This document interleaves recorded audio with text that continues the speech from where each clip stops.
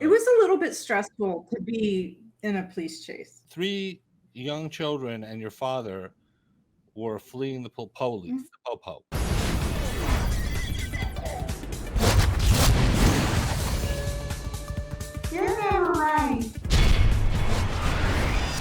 I'm here with Snippins, Precious Boo Boo, and today we're talking traumatic experiences with friends who love to give each other the business.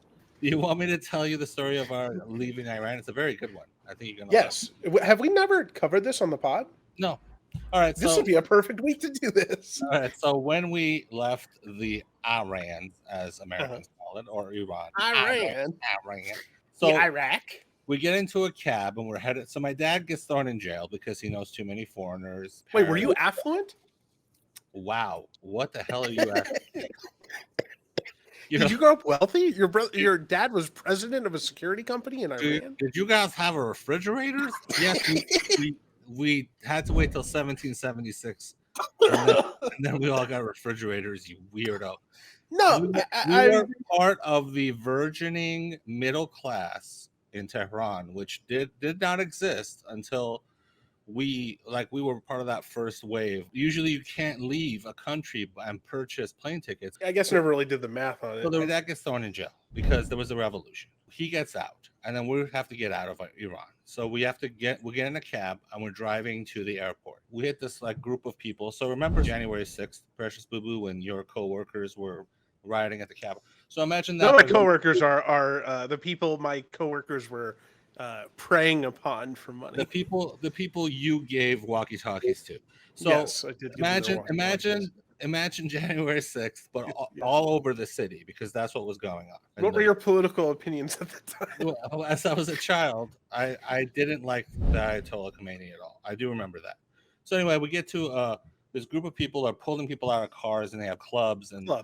They're shaking cars. They're pulling people out. They're beating them up. And these are people I grew up with. Like, I knew these people who were doing this. So it's a very strange emotion for me.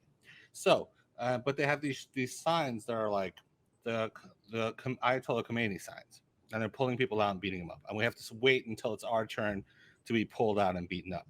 And then I see the cabbie has a picture and it's facing me, and it's of the Shah of Iran, and it's a laminated sign.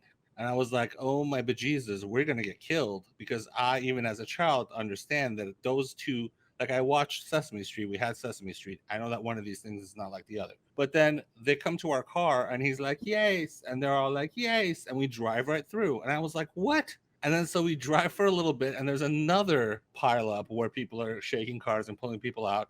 And it's Ayatollah pictures. And then the Shah of Iran is still staring at me. And I'm like, are these people, how do they not see the sign? How do they not see this picture? And then he's like, yes, again. And they're like, yes. And then we drive through again. And I was like, what? And then we finally get to the airport, and it's the last bastion of the Shah's military, the Shah of Iran posters and pictures. And then the cabbie takes the picture and he flips it. And so now the Ayatollah is facing me, and the Shah is facing out of the front window. Yay. And then he pulls up, and they're like, long live the Shah. And he's like, long live the Shah. And he drops us off. And then the last thing I saw when I looked at him is he flipped the sign when he headed back into the city. My question is, and I've wrestled with this my entire life, is this person a genius? Is he just doing what he has to do to get by? Is he a coward? What are your thoughts? Street smart. He's street smart. Cabbies figure that shit out probably before a lot of people in cities do, like how to do their job, right? Well, I remember when I was in art history, when they were talking about like the changeover in Rome to being Christian, and then my teacher was like, well, the rich people just smashed the idol in the window and put a cross out. And then everybody in the class was like, no. And I was like, yes. Because that's exactly that's what I saw. Like, I saw them do. Having experienced that, right? Like, has that led to you having that like PTSD fear where like you start seeing things amp up in America and you're like, oh God, is it going to reach that level? Well, people never believed me when I told them these kinds of stories. I never thought I would see a January 6th thing happen. I never thought I would see that here. But when I saw it here, it actually kind of affected me, because I went through a thing where that was the entire city that I lived in. It wasn't relegated to one little building with a bunch of weirdos. It was widespread. It was the entire city. And for all I know, the entire country, I don't know.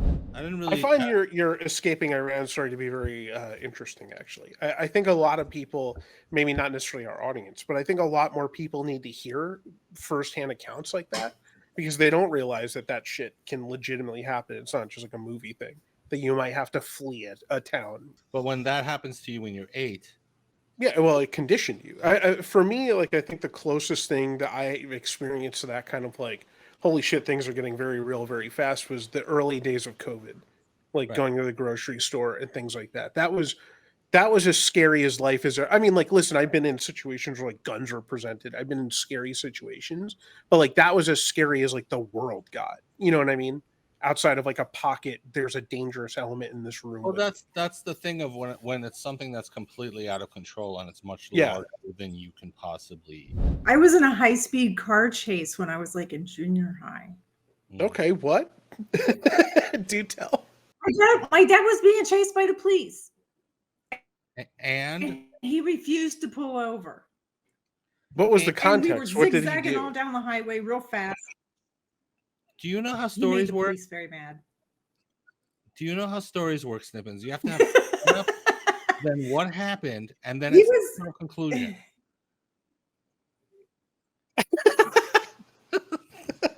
Mm.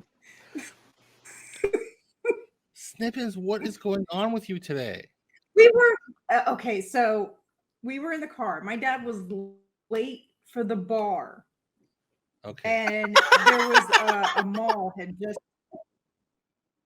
What does late for the bar mean? What? No, Late for a bar. A he bar was is pissed I mean, because he he- wanted to go to the He bar. really wanted to Yeah, be. but you're not late for it. A bar is open for 18 hours. No, was he mad felt because he he was wanted late for it. That's critical to the context. Start Yeah. over. Start over. Your dad. So this mall had just opened. Uh-huh. We were driving to the bar, and a mall had just opened up. This was in the 80s. Everybody went to the mall. The This is the traffic was lined up for I don't know how long, and they had cops directing traffic. Mm-hmm. This is in the 80s. So they had a cop directing traffic. And my dad did not like his traffic directing skills because he wanted to go through the light to go to the direction of the bar. But he ended up having to get on the highway so that he could get out of this traffic snarl. And as he's going onto the ramp, he rolls down the window and leans out the car and starts yelling all of the worst profanities at this police officer. As you do. We start driving. This police officer jumped in his car and chased us down the highway. And my dad is just laughing. And he's like, I don't have to pull over till he gets right behind me. And he's like weaving in and out of traffic and going like on the berm and like crazy stuff. And I'm just sitting there like, So he ran from the cops. Did So, they catch him? yes, now A you have lot. to get to the ending of the stories. How do you not know basic storytelling skill? So now let's bring it home with the story, Snippins. Then what happened? Snippins?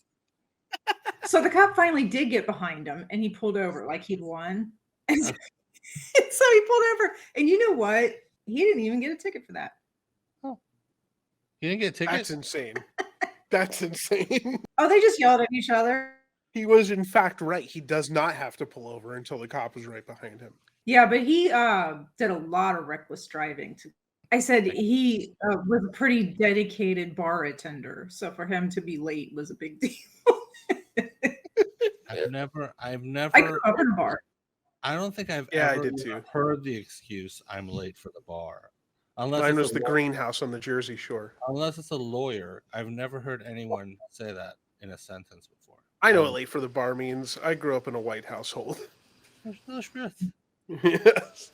But you have your own booze if My dad became irate one time because we got kicked out of a bar because there was going to be full nudity strippers and he couldn't stay there with 2 young children. And I guess because it was me and my sister and we were female that like he didn't think it was a big deal. So he was mad that we had to leave. wouldn't it be better with 2 sons? Because everyone's high-fiving each No, other? no, I think he was thinking because the girls they would be seeing whatever they would come to expect, right? Like, Well, this guy was even weirder than what I was thinking. well, I What? mean, it's like it's less weird to have a young girl walk into a women's bathroom or a women's locker room. So, Boo Boo, do you have any traumatic experiences? Diggy and I were driving and we were talking, and Precious Diggy was pitching me on the fact that he wanted to get his nipples pierced. And I asked him why, and Diggy said, well, and he looks down while he's driving. He looks down, he's like, I just think it would be interesting to have the, and then since he was looking down, he missed that we were running through a red light. So we're running through a red light as a truck is in the turning lane to turn left, and it just smashes us on the rear like passenger side. And I just like, it's like I see the intersection, I see houses, I see the intersection, I see houses, intersect, and then we're backwards, rolling backwards, taking out signs on the median. And we were a little banged up, but mostly scared. But his car was fucked. Yes. Like, I've heard of someone looking at their phone, which is bad, right? Not their nipples. I've never heard of I was staring at my nipple. Yeah, he looked down. I don't know why he had to look down. His nipples weren't presented, but he was just like looking down in the general direction where nipples would be. And then we got smashed because he wasn't paying attention to the road. And I don't even want to ask this question, but was the accident his fault? Oh, 100%. Yeah. We ran a red light. No, but I'm saying when the cops came, was he like, I was looking at my nipple? I don't think he added that context, but just we ran the red light accidentally. I understand. One time, me and 3 of my closest friends, we took a trek down some train tracks to see a dead body. This That sounds like an 80s movie. Stand By Me. You're doing the. You're doing Stand By Me. Guys. You're doing the plot of Stand By Me. But you're not gonna marry Rebecca Romaine. Oh no, you're thinking of John Stamos though. Wait, did one of the John Stamos lost his wife to the fat kid from Stand By Me? The fat kid from and then Stand Precious River Phoenix died on the train tracks. What does River Phoenix have to do with anything? I'm talking River about. Phoenix he was in died Stand the By Me. night my son. Right. Well, what is it? River Phoenix died the night my son was born. Really? River Phoenix died on Halloween. 31st is when he's credited as dying. He died right before my son was born. Like, did you see the news in the Yeah, it was on the news. While you were in labor? You're in labor for a long time. For some people, you're in labor for a long time. Like hours, like 12. I have a mother. I'm aware of it. My mother tells me all about her 18-hour labor with me. I don't. You know how many times I've heard that dumb story? You know that Robbie and all of his siblings were born at home because his mom couldn't get to the hospital in time. Oh. Rob was born on the dining room floor. Oh, snappy snaps. He has a granola family. Did they have like not a doctor, but what are those women who are like have a weird name that midwife? Not even midwife. They have like another word that's like a doula. That's a doula Madonna. Like Rob's sister is a doula. Why don't they just move to Ojai and get it over with? Your Robbie is from an Ojai family. How did they end up where they ended up? There are no people like that in Ohio. Ohio isn't known for that kind of lifestyle, Snippins. That's a San Francisco, Ojai, Northern California spread. I didn't know what a doula was until I met her. They have all these weird words for those women that go around touching pregnant stomachs. Like they put a kiddie pool in there and then you give birth underwater for some reason. I'm pretty sure I was swimming unassisted in the ocean before I could competently speak. But then I went and I was house sitting for a friend and I had to get something out of the pool and I went upside down. Like a head down in the pool to try to pick this thing up, and my body totally panicked. I totally freaked out because I hadn't really swam for years. It was quite terrifying. I was like hyperventilating and shit. There you go. There's my traumatic experience. I foolishly, you know what it was? You know, like the little chlorine pod thing? Yes. You. Huh? Bros, you just said I and then huh. I learned how to swim because one of my dad's drunk friends just threw me in the deep end. Yeah, that's how my dad tried to teach my brother how to swim. He, in front of my uncle, he picked my brother up and just hurled him into the deep end. No, you learned how to swim real fast. So I have tallied our votes. And feel free to write in the comments section who you think is never right in this episode. My mom's side of the family is technically Christian, and my father's side of the family is technically Muslim. Neither of them are practicing, so I'm neither. I'm the chosen one that's supposed to bring balance to the Force. Was that why you guys left, the religious thing? Is that like the conflict that led to you leaving, Ramon? No, we left because they threw my dad in jail because he knew too many foreigners, which I'm assuming is you people. What do you mean, you people?